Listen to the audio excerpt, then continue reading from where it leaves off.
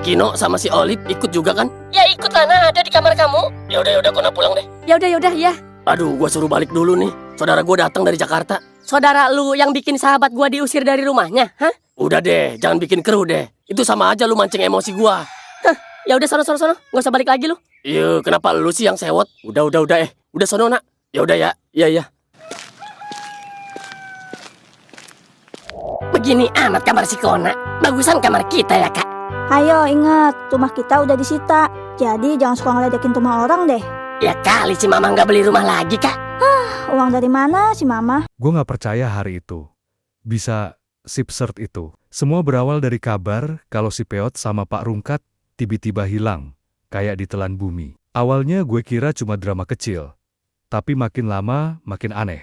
Orang-orang kampung mulai ribut, ada yang bilang mereka kabur karena sakit hati, ada yang bilang mereka diculik, ada juga yang bilang mereka ketemu tuyul kepleset. Pokoknya, gosip kampung makin panas. Gue sama Robi langsung gerak cepat. Dari tadi HP Peot mati terus, nggak bisa ditelepon, centang satu kayak dia tinggal di planet lain. Jadilah gue dan Robi mutusin buat nyari mereka ke arah tanah Peteng Nama yang bahkan kedengerannya aja udah nggak enak. Tempat itu gelap, banyak pepohonan, dan katanya sering dipakai anak baru puber buat pacaran diam-diam. Cocok banget dipakai kabur sama orang yang niat menjauh dari manusia. Robi dari awal udah banyak protes. Katanya dia denger suara-suara aneh.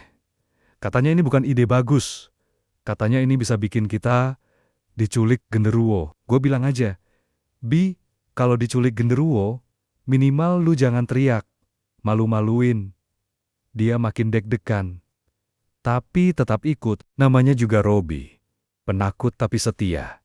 Begitu sampai dalam hutan kecil, suasananya beneran beda. Dingin, sepi, nyamuknya gede-gede kayak pawang angin. Sambil jalan, gue masih iseng telepon Peot.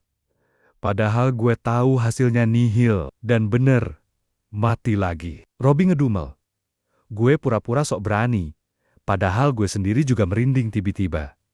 Gue denger suara orang enggomal-enggomal dari balik pepohonan. Gue langsung tahan Robi buat diem. Kami ngintip dari balik batang pohon tumbang.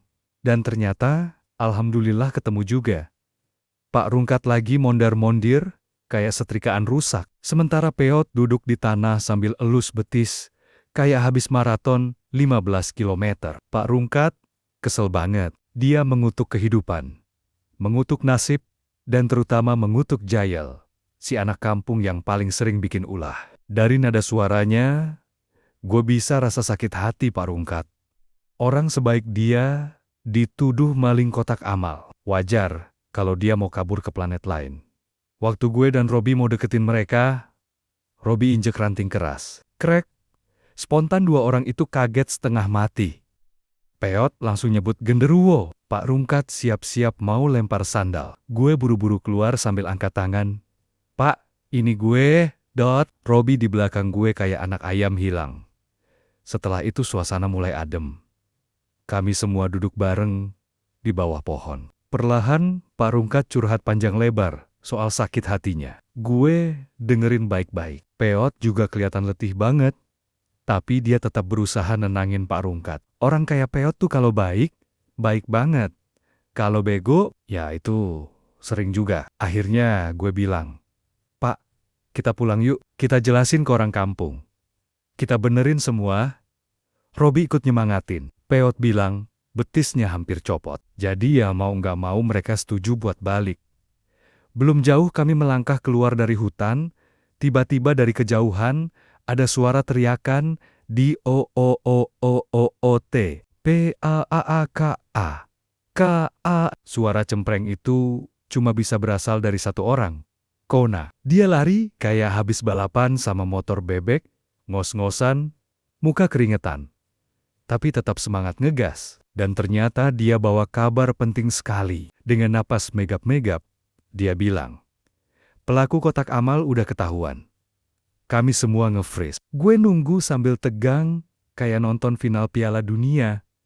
Gue hampir jatuh jongkok saking campur aduknya. Perasaan gue, Peot melongo. Robi antara marah dan mau ketawa. Tapi yang paling ngena adalah Ekspresi Pak Rungkat antara lega, marah, sedih, dan pengen nyubit Jael sampai warnanya berubah. Akhirnya kami balik ke kampung bareng-bareng. Dan bener, warga udah ngumpul. Jael duduk pucat kayak anak ketahuan nyontek. Warga pada minta maaf ke Pak Rungkat. Jael minta ampun sambil bilang dia hilaf karena diskon skin. Gue cuma bisa ngelus dada. Dunia makin aneh. Tapi yang paling penting, Pak Rungkat balik lagi dengan kepala tegak. Peot nggak jadi hilang. Dan gua sama Robi bersyukur nggak diculik genderuwo. Begitu selesai drama itu, kami jalan berlima pulang. Hawa kampung terasa lebih tenang. Dan gue mikir, masalah hari ini selesai, tapi besok pasti ada lagi. Ya, begitulah hidup di kampung. Nggak pernah sepi, selalu ada aja bahan cerita. Dan gue sih udah pasrah jadi saksi hidup kegoblokan berjamaah ini. Gue kira setelah kami balik kampung, drama hari itu bakal selesai. Tinggal mandi, makan, tidur, dan besok mulai hidup normal lagi. Tapi jelas, gue salah besar. Karena baru juga kami lewat gapura kampung. Suasananya udah kayak mau bikin konser dangdut besar-besaran.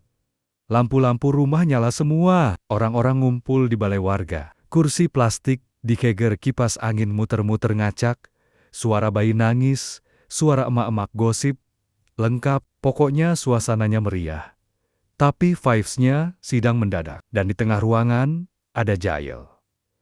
Duduk di kursi plastik single, kepala nunduk, tangan gemeteran, kayak habis ketemu polisi pajak. Sampingnya ada Pak Haji yang jadi hakim dadakan.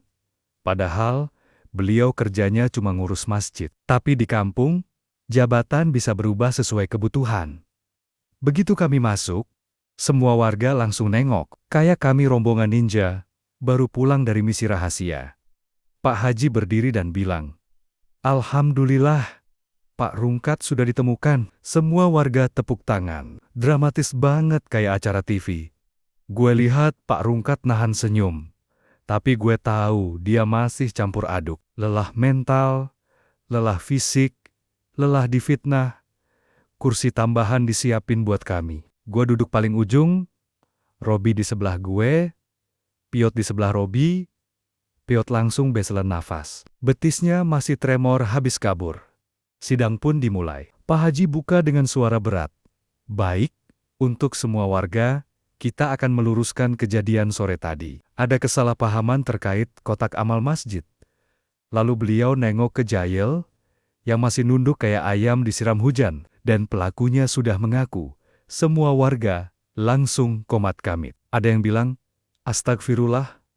Ada juga yang bilang, "Goblok amat bocah ini." Lalu Pak Haji nanya dengan suara tegas, "Jael, tolong jelaskan kenapa kamu ambil uang kotak amal." Jael angkat kepalanya perlahan. Mata berkaca-kaca, napas berat. Gue sempet mikir dia bakal ngaku alasan sedih, kayak buat bayar obat neneknya, atau buat bantu keluarga yang susah.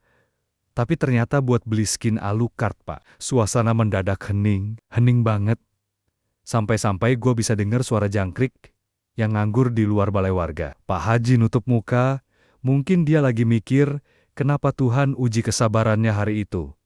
Robi nyenggol gue. Dot, ini bocah beneran rela jadi kriminal demi skin." Gue jawab pelan, "Gila Bi, kita dulu main pakai hero gratisan aja bangga." Di depan kami, si Peot mangap lebar.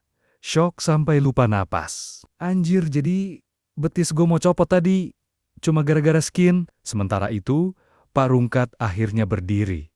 Semua warga diam. Gua tegang. Gue kira dia bakal ngamuk atau protes. Tapi dia cuma jalan pelan ke arah Jael, berdiri di depannya. Lalu berkata lirih, tapi terdengar jelas, "Leh, kalau kamu mau skin, kamu tinggal bilang sama saya. Kita kumpulin bareng. Kamu nggak perlu ngambil uang masjid." Jael langsung nangis pecah, kayak bendungan jebol. Dia minta maaf berkali-kali. Warga akhirnya mufakat. Jael disuruh bersih-bersih masjid seminggu penuh sebagai hukuman. Plus, nggak boleh main game selama 7 hari. Bahkan, gue yang cuma nonton ikut kasihan.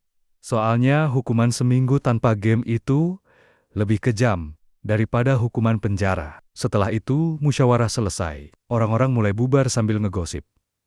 Ada yang bilang, untung ketahuan. Kalau enggak, pasti Pak Rungkat kabur ke Kalimantan. Ada yang bilang, untung juga jail bukan ambil buat judi online.